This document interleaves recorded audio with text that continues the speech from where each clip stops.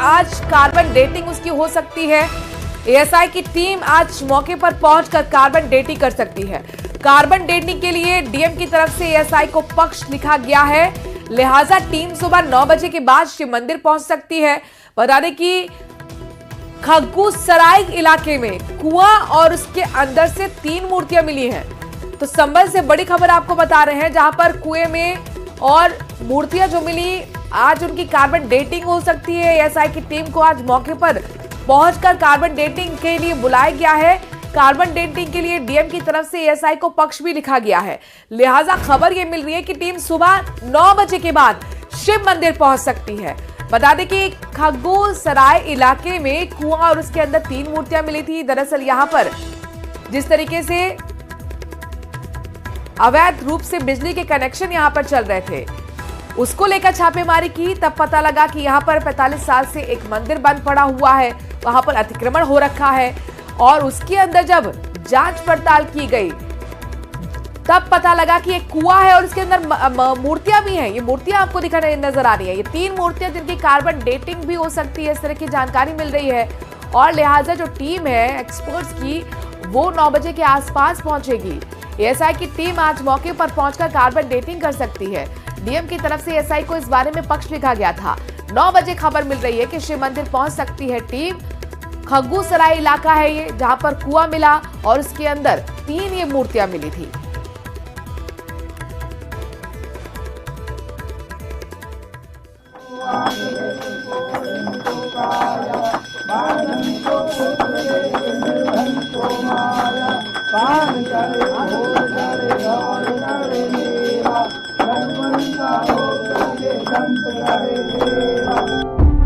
छियालीस साल बाद संभल में सनातन का सूर्योदय हुआ।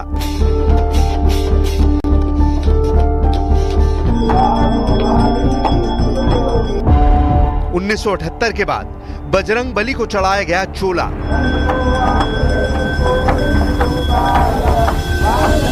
संभल में आज मंगलवार के दिन हनुमान जी की गूंज सुनाई दी।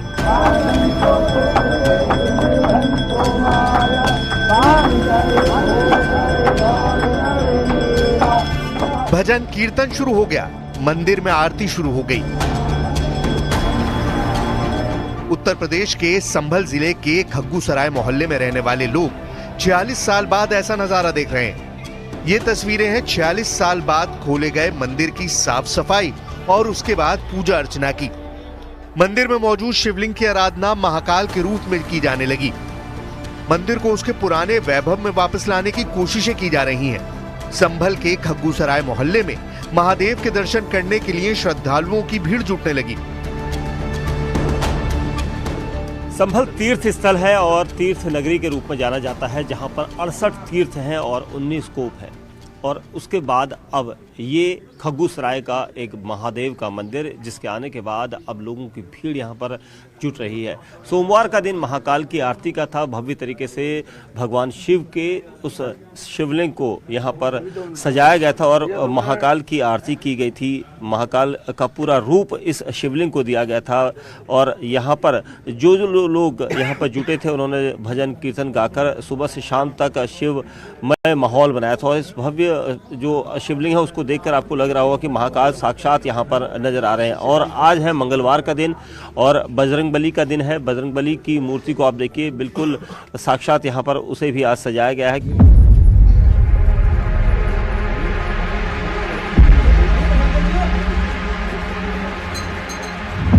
46 साल बाद खुले इस मंदिर में हनुमान जी की मूर्ति और शिवलिंग मौजूद है। मंदिर के रंग रोगन के बाद ही पूजा आरती के लिए पुरोहित की नियुक्ति की गई, जिसके बाद वहां भक्तों की भक्ति का नजारा कुछ अलग ही दिखा। सोमवार को इस शिवलिंग का साज श्रृंगार उज्जैन के महाकाल की तर्ज पर किया गया। यही नहीं, महाकाल की तरह महादेव के उद्घोष और डमरू की धुन के साथ महाआरती की गई। ये हमारे 68 तीर्थों में से एक तीर्थ है। यहाँ 68 तीर्थ हैं और ये देव नगरी है संभल हमारी। और यहाँ जो है भगवान श्री कल्की का 10वां अवतार होना है, जो 64 कलाओं से युक्त होंगे।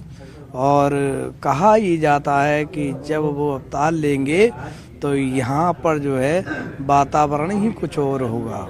यहाँ पर कल 3 बजे बाबा का महाकाल जी का श्रृंगार करा गया और हमने अपने हाथों से ही ये श्रृंगार करा और यहाँ पर भस्म आरती हुई रात्रि में और भगवान का भजन कीर्तन और प्रसाद वितरण करा गया।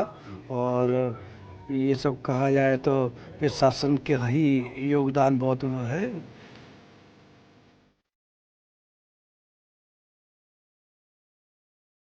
संभल के इस मंदिर में सुबह से ही पूजा पाठ शुरू हो गया। शिवलिंग को महाकाल की तरह सजाया गया तो 46 साल बाद हनुमान जी को चोला चढ़ाया गया। संभल में बजरंग बली और महाकाल का ये स्वरूप वहां के श्रद्धालुओं को भा रहा है। सनातन धर्म को मानने वालों के लिए ये किसी उत्सव से कम नहीं। मंदिर के आसपास हिंदुओं का एक भी घर नहीं होने के बावजूद पूजा अर्चना में शहर के दूसरे इलाकों से भक्तों की भीड़ दिख रही है। अब संभल क्षेत्र की नहीं बल्कि पूरे उत्तर प्रदेश की जनता जागृत हुई है। अब संभल के ही नहीं बल्कि पूरे उत्तर प्रदेश के लोग यहाँ पर मंदिर के लिए दर्शन करने के लिए आएंगे। हमने अपने हाथों से ही ये श्रृंगार करा और यहाँ पर भस्म आरती हुई रात्रि में और भगवान का भजन कीर्तन और प्रसाद वितरण करा गया। और ये सब कहा जाए तो प्रशासन के ही योगदान बहुत है। बताया जाता है कि यह मंदिर 400 साल पुराना है। 1978 के दंगों के बाद से ये मंदिर बंद है। मंदिर को जब खोला गया तो इसमें शिवलिंग, हनुमान जी और नंदी की मूर्ति मिली। जानकारी के मुताबिक अगर बिजली की चेकिंग नहीं होती तो मंदिर नहीं मिलता। संभल में 46 साल बाद मंदिर खोले जाने के फैसले पर जहां श्रद्धालुओं में खुशी है, वहीं समाजवादी पार्टी के नेता योगी सरकार पर हमला कर रहे हैं। नौनिहाल बच्चे मर गए, लोगों के घरों के चिराग बुझ गए, उस पर कभी उन्हें चिंता नहीं हुई। वही मंदिर, वही मस्जिद, वही बातें, सिर्फ नफरत। अरे प्रदेश के मुख्यमंत्री कुछ और भी कर दो, बच्चों की चिंता कौन करेगा अगर मुख्यमंत्री आप हो तो। वह सच उजागर हो रहा है। वो कुओं के जो अंदर खुदाई हो रही है उसमें खंडित मूर्तियों का मिलना, यह समझ में आता है कि संभल में कितना अत्याचार हुआ है, इतिहास में हुआ। उसकी दोषी चाहे कांग्रेस हो, चाहे उसकी दोषी समाजवादी पार्टी जैसी मानसिकता हो, लेकिन बहुत दर्दनाक इतिहास है। कांग्रेस के मुताबिक जब लोगों ने पलायन किया, कोई हिंदू नहीं बचा तो मंदिर बंद हो गया। जबकि सच यह है कि आजादी के बाद संभल में 1-2 नहीं बल्कि 14 बार दंगे हुए। इन दंगों का सबसे ज्यादा दंश हिंदुओं ने झेला है। कहाँ गए मंदिर यार? कहीं नहीं गए मंदिर, वहीं था मंदिर। ये बिला वजह का ड्रामा है। मंदिर वहीं था, वहीं बंद था मंदिर। वहां पर आबादी का पलायन हो गया था, वो बंद करके चले गए थे। कभी कभी आते थे, खोलते थे, चले जाते थे। तो कहाँ चला गया था मंदिर भाई? को दबाया के नहीं रखा जा सकता बहुत समय तक। समय समय पर परमात्मा की विशेष अनुकंपा से माननीय मुख्यमंत्री जी जैसे लोग इस धरा पर आते हैं और सनातन का जीर्णोद्धार करते हैं। पहले भी ऐसा होता रहा है। जैसे आदिगुरु शंकराचार्य जी स्वयं प्रकट हुए और उन्होंने सनातन का उद्धार किया। संभल में आज जहां मंदिर है वहां कभी हिंदुओं की संख्या ठीक ठाक थी और उस समय इस प्राचीन मंदिर में पूजा अर्चना का जो माहौल रहा होगा, आज वैसा ही नजारा फिर से दिखने लगा है।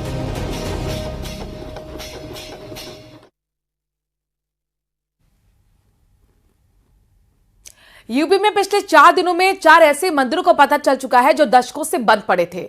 इन मंदिरों में ताला लटका हुआ था। यहां कोई पूजा पाठ करने वाला तक नहीं था। यानी कि 14 दिसंबर को यह मंदिर मिला जो कि संभल में शिव मंदिर है। संभल में राधा कृष्ण मंदिर भी मिला है 17 दिसंबर को, और 17 दिसंबर को एक और मंदिर मिला काशी में सिद्धेश्वर महादेव। मुजफ्फरनगर में भी ऐसी तस्वीर सामने आई 17 दिसंबर को, यहां पर भी शिव मंदिर मिला है। तो 4 दिन के अंदर ये 4 ऐसे मंदिर मिले जहां पर पूजा पाठ लंबे समय से नहीं हो रही थी। मंदिर में ताला लटका हुआ था, दशकों से ये बंद पड़े हुए थे। संभल में सबसे पहले मंदिर मिला था जो कि 46 साल से बंद पड़ा हुआ था, और उसके बाद वहां पर पूजा पाठ का दौर शुरू हुआ है। तस्वीरें आपके सामने हैं। और उसके बाद मानो कि बाढ़ सी आ गई हो।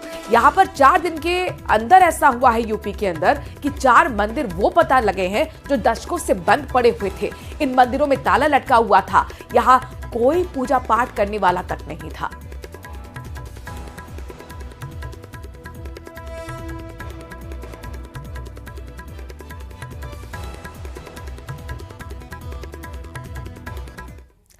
दंगों का डर क्या होता है, ये उस रस्तोगी परिवार के लोगों की बात सुनकर आपको पता चलेगा जो 1978 के दंगों के बाद संभल छोड़कर चले गए थे। वो लोग अपना घर और संपत्ति ऐसे ही छोड़ गए थे। दुकान दंगे की भेंट चढ़ गई थी। लिहाजा रस्तोगी परिवार ने संभल छोड़ने में ही अपनी परिवार की भलाई समझी और मुरादाबाद शिफ्ट हो गए। जब प्रशासन ने उस रस्तोगी परिवार के शिव मंदिर को 40 साल बाद खुलवाया तो मुरादाबाद में रह रहा रस्तोगी परिवार खुद को संभल आने से नहीं रोक सका।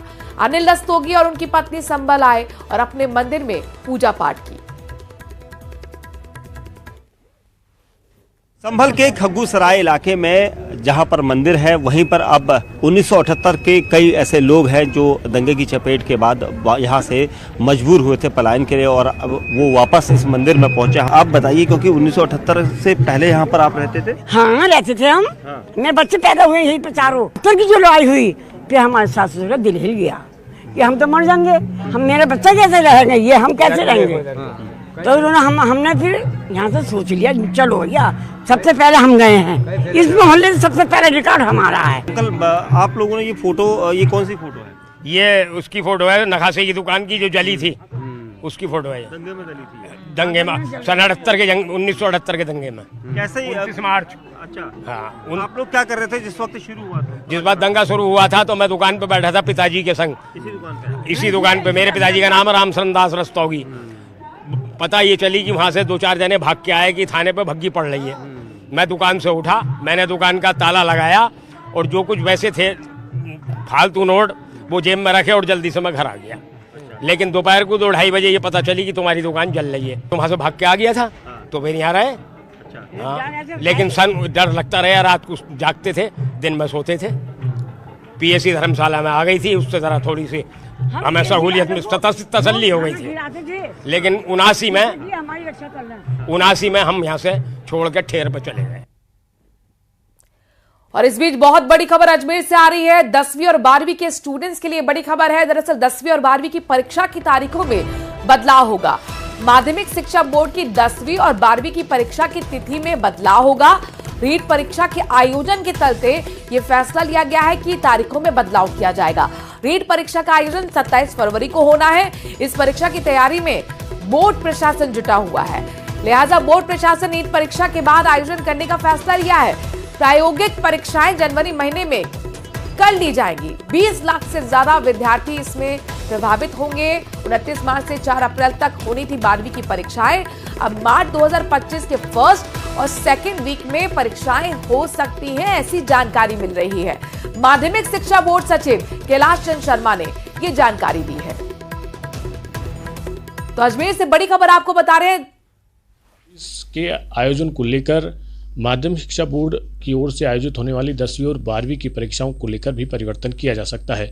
ऐसे में इस तिथि को लेकर किस तरह से व्यापक इंतजाम जो हैं माध्यमिक शिक्षा बोर्ड की ओर से किए जा रहे हैं, इसे लेकर हमारे साथ हैं बोर्ड के सचिव कैलाश जी। उनसे बातचीत करते हैं। कैलाश चंद जी, क्योंकि रीट परीक्षा का आयोजन एक बड़े स्तर पर किया जा रहा है, ऐसे में माध्यमिक शिक्षा बोर्ड की जो बोर्ड परीक्षाएँ हैं वो भी उसी बीच आ रही है, तो किस तरह से बदलाव किया जाना है, क्या इसमें आगे की कार्रवाई रहेगी? पूर्व में बोर्ड की मुख्य परीक्षाओं को करवाने के लिए 20 फरवरी और 27 फरवरी की तिथि निर्धारित की गई थी, किंतु राज्य सरकार द्वारा रीट पात्रता परीक्षा की 27 फरवरी को आयोजन की घोषणा करने के पश्चात बोर्ड की मुख्य परीक्षाओं की तिथि में बदलाव किया जाना है और ये रीट परीक्षा के आयोजन के पश्चात ही इन परीक्षाओं को आयोजित करवाया जा सकेगा। वैसे जो प्रायोगिक परीक्षाएं हैं वे जनवरी माह में आयोजित करवा ली जाएंगी, लेकिन जो सैद्धांतिक मुख्य परीक्षाएं हैं वे मार्च माह के प्रथम या द्वितीय सप्ताह में आयोजित करवाई जा सकती है। तिथि का निर्धारण अब किया जाएगा। तो यह रीट परीक्षा से 1 या 2 सप्ताह आगे बढ़ाई जा सकती है। ये थे माध्यमिक शिक्षा बोर्ड के सचिव कैलाश चंद शर्मा जी, जिन्होंने बताया कि रीट परीक्षा को लेकर तमाम तैयारियां कर ली गई हैं, लेकिन इस परीक्षा को लेकर आगामी जो बोर्ड परीक्षाएं हैं 10वीं और 12वीं की, उनकी तिथि में बदलाव किया जाना करना है। तो ऐसे में हो सकता है कि मार्च के फर्स्ट वीक या सेकेंड वीक में जो है बोर्ड की परीक्षाएं आयोजित करवाई जा सके। कैमरा पर्सन कौशल सेन के साथ अशोक सिंह, न्यूज़ 18 अजमेर। और अब बात बीजेपी की। दिल्ली में बीजेपी मुख्यालय पर कल शाम पार्टी के राष्ट्रीय अध्यक्ष जेपी नड्डा ने महासचिवों के साथ बैठक की। इस बैठक में दिल्ली चुनाव की रणनीति पर विस्तार से चर्चा की गई। खबर है कि बैठक में आगामी संगठन में चुनाव की तैयारियों पर भी चर्चा हुई है। इसमें खासतौर पर राष्ट्रीय अध्यक्ष और प्रदेश अध्यक्षों के चुनाव की प्रक्रिया की समीक्षा भी की गई है। बीजेपी के संविधान के मुताबिक राष्ट्रीय अध्यक्ष के चुनाव की प्रक्रिया शुरू होने से कम आधे राज्य इकाइयों में संगठन से जुड़े चुनाव खत्म हो जाने चाहिए।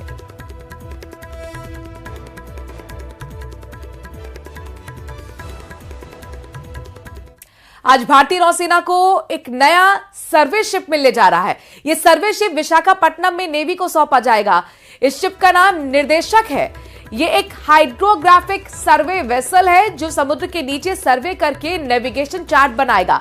निर्देशक GRSE कोलकाता में बनाया गया है। इस सर्वे शिप में 80% से ज्यादा उपकरण और कल पुर्जे स्वदेशी है। सर्वे वेसल प्रोजेक्ट के तहत यह भारत का दूसरा जहाज है। इसकी लंबाई 110 मीटर है और साथ ही वजन करीब 3800 टन है। इसमें 2 डीजल इंजन लगे हुए हैं। यह शिप बीच समुद्र में 25 दिन से ज्यादा समय तक ठहर सकता है। माना जा रहा है कि यह सर्वे जहाज भारत की समुद्री ताकत को बढ़ाने के साथ साथ देश के समुद्री क्षेत्र का मैपिंग करने में अहम भूमिका निभाएगा। ये सर्वे शिप सैटेलाइट नेविगेशन और अत्याधुनिक सेंसर्स का इस्तेमाल करके समुद्र की गहराइयों और उसके इलाके को बहुत सटीकता से मैपिंग करेगा।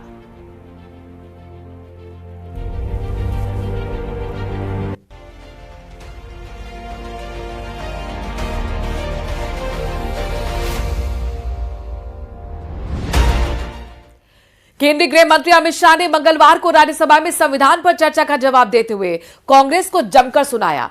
उन्होंने 2 टूक कहा कि मोदी सरकार के लिए संविधान केवल एक दस्तावेज नहीं बल्कि वंचितों के कल्याण और राष्ट्र निर्माण की मूल प्रेरणा है। उन्होंने कहा कि हमारा लोकतंत्र पाताल से भी गहरा है। हमारा संविधान दुनिया के संविधानों की नकल नहीं है। संविधान संशोधन से लेकर जाति के आधार पर आरक्षण देने के मुद्दे तक हर बात को अमित शाह ने उठाया। अमित शाह ने आपातकाल को याद कर कांग्रेस पर जमकर प्रहार किया, हमला बोला। अमित शाह ने कांग्रेस पर नागरिक अधिकारों के कत्ल के लिए संविधान संशोधन करने का आरोप भी लगाया है।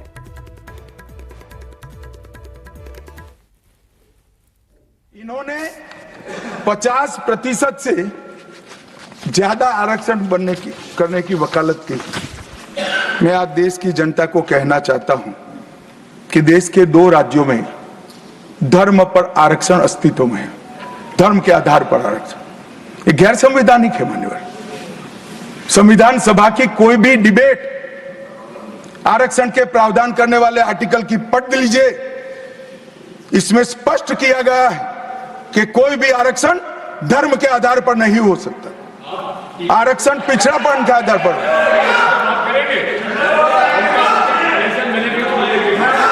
मान्यवर, मगर दोनों राज्यों में जब कांग्रेस की सरकार थी तब धर्म के आधार पर आरक्षण दिया। अब क्या हुआ है, सुप्रीम कोर्ट में रुक जाता है क्योंकि 50% की सीमा है। वो ओबीसी का कोई कल्याण नहीं चाहते हैं। 50% की सीमा बढ़ाकर मुसलमानों को आरक्षण देना चाहते हैं। मानिए, धर्म के आधार पर आरक्षण देना चाहते हैं। और मैं आज फिर से एक बार इस सदन में जिम्मेदारी तब के साथ कहता हूं, दोनों सदन में जब तक भाजपा का एक भी सदस्य है, धर्म के आधार पर आरक्षण हम नहीं होने देंगे। इस संविधान विरोधी मान्यवर, मैं अब कांग्रेस पार्टी ने कभी धर्म के आधार पर आरक्षण अरे दिया है।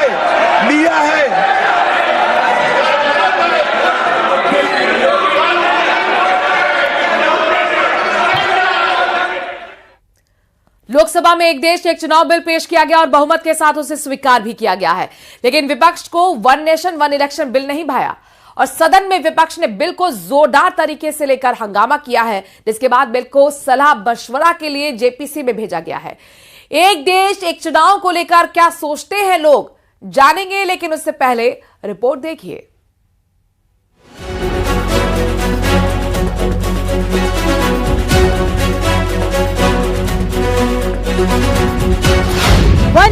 नेशन वन इलेक्शन है स्वीकार।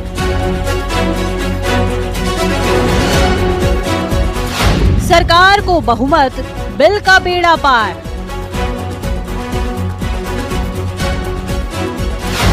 सदन में चर्चा जोरदार, सरकार है तैयार।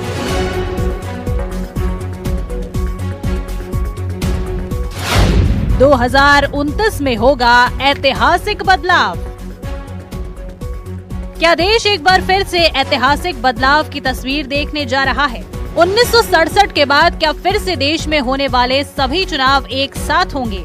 तो जवाब हाँ भी हो सकता है, क्योंकि आज लोकसभा में one nation one election bill पेश किया गया। I beg to move for leave to introduce the Constitution 129th Amendment Bill 2024, further to amend the Constitution of India. केंद्रीय मंत्रिमंडल की तरफ से मंजूरी मिलने के बाद आज सदन में कानून मंत्री अर्जुन राम मेघवाल ने एक देश एक चुनाव बिल पेश किया। Constitution 129th Amendment Bill 2024, further to amend the Constitution of India, ये आइटम नंबर 18 में है। One nation one election bill का सदन में विपक्ष ने जमकर विरोध किया और बिल को असंवैधानिक करार दिया। कानून, संविधान और नागरिकों के वोट देने के जो उनकी संवैधानिक अधिकार है उस पर आक्रमण है और इसका हम पुरजोर विरोध करते हैं। विरोध का आधार ये है कि इस सबसे पहले 82(5) में चुनाव आयोग को जो यहाँ पे ताकत दी गई है कि चुनाव आयोग आज राष्ट्रपति को अपना एक निर्णय दे सकते हैं कि कब निर्वाचन हो सकता है। ये कभी भी इससे पहले चुनाव आयोग की ऐसी ताकत भारत के संविधान के निर्माताओं ने नहीं बनाया है। In conclusion, Parliament is not competent to make any law that violates fundamental rights or the basis of the Constitution, sir. This bill indirectly introduced a presidential style of democracy. This bill is based on maximizing political gain and convenience. This bill will finish off regional parties. This bill is only brought in to massage the ego of the supreme leader. Thank you, sir. Oppose this bill. वहीं गृह मंत्री अमित शाह ने इस bill पर विपक्ष के विरोध को बेवजह बताया। माननीय अध्यक्ष जी, माननीय सदस्य बालू साहब ने कहा कि इसको जेपीसी को दे देना चाहिए। जब ये संविधान सुधार का विधेयक, संवैधानिक संशोधन जब कैबिनेट में चर्चा में आया, तब प्रधानमंत्री जी ने स्वयं मंशा व्यक्त करी थी कि इसको जेपीसी को देना चाहिए। इस पर विस्तृत चर्चा सभी स्तर पर होनी चाहिए। लोकसभा के साथ देश भर में इस बिल पर चर्चाओं का बाजार गर्म हो चला है, तो वहीं मध्य प्रदेश की सियासत में भी बिल को लेकर सियासत चरम पर है। ईवीएम तो नहीं है, ईवीएम हटा के बैलेट में क्यों नहीं कराना चाहते? जल्दबाजी में निर्णय करना चाह रही है। क्या गए बार अगर इनको कांग्रेस को 100 सीटें मिली थी लोकसभा में, इससे घबराहट तो नहीं है? कितना नीचे करूँ यार, आईडी के तहत, ईवीएम के तहत आईडी में अगर इनका मन साफ है तो बैलेट में कराएं, हम स्वागत करेंगे। लंबे समय की ये जो डिमांड है वो मोदी जी ने जैसे कई ऐतिहासिक काम किए हैं, उन्हीं ऐतिहासिक कार्यों में एक काम ये और कड़ी जुड़ गई है। वन नेशन वन इलेक्शन का आज लोकसभा में प्रस्तुत होना, ये बहुत बड़ी देश के लिए बहुत बड़ी उपलब्धि है। एक देश एक चुनाव बिल पर अब संसद की संयुक्त समिति यानी जेपीसी को सलाह मशवरा के लिए भेज दिया गया है, जिसके बाद अब देखना ये होगा कि देश में 2029 या फिर 2034 आखिर कब तक एक साथ चुनाव होता है। Bureau report, news 18। और इसी के साथ वक्त छोड़े से ब्रेक का है। खबरों का सिलसिला जारी है न्यूज़ 18 राजस्थान पर।